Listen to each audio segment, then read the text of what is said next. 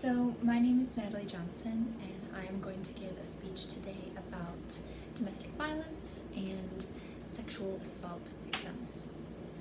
I personally have a family member who went through a relationship where everything was really amazing in the beginning, and they thought they were in love, and they met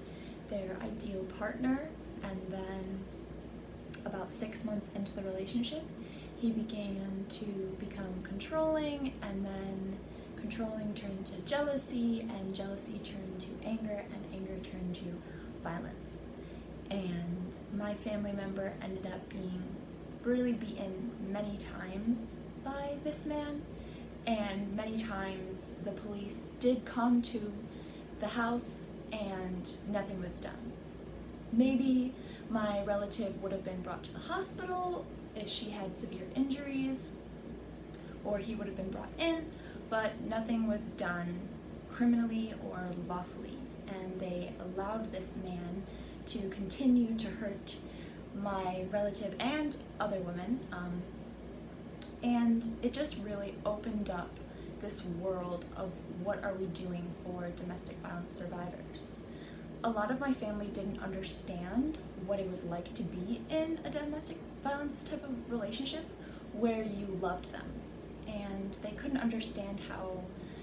this relative was going back to their partner even though they hurt them so many times and threatened to hurt our family. But what people don't understand is that there is lots of psychological manipulation and lots of psychological effects that can really damage a person, and they might hate that person internally, but on the outside they would do anything and everything for that person because they were manipulated into believing that's the only person that they have and the only person that will love them. The domestic violence rate in Buffalo is increasingly high, and there are a few women's shelters, such as Cornerstone, which are great opportunities for women that allow them to work on their career, allow them to take care of children, allow them to save money and learn things, valuable lessons in life, and also go to therapy for the possible trauma that they have dealt with and everything that comes along with being a domestic violence survivor. But one more thing that I wanted to kind of talk about was I am in the process of starting my own type of organization for domestic violence survivors. It is going to be called Domestic Violence Awareness, so DVA, and it's basically going to be a website where I post all of your nearest facilities that can help, all of the phone numbers and connections and people that can help you with childcare, with living, with food, with costs, and therapy, and also legal action as well. Also on this website, I allow anonymous posts so people can share their domestic violence experience and their story, and others may read them and understand that they're not alone. When my relative was going through that situation, we had no idea of what it was like to be a domestic violence survivor or someone to be in their relationship. And I feel like with people having that hysteria around it and having no knowledge, they really don't understand how they can help.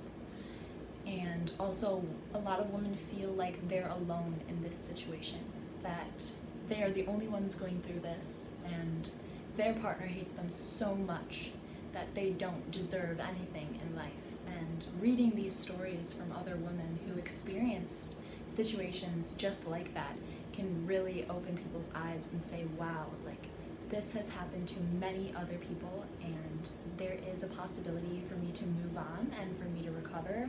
and there's people who've done it, and that means that maybe I could do it. And just to have the resources, just to have an outlet to talk about it is just amazing. So I'm going to be publishing this website probably in the fall of this year of 2020,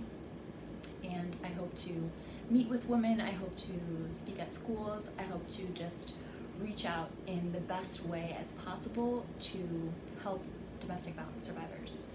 and just do everything that I possibly can to help where I feel like I couldn't help at the time where my family was going through that situation. I wasn't knowledgeable enough, and now I can grow people's knowledge in that. And again, there are also so many other organizations that really do help, and all of those sources will be listed on my website. Thank you so much for listening, and I hope you have a great day.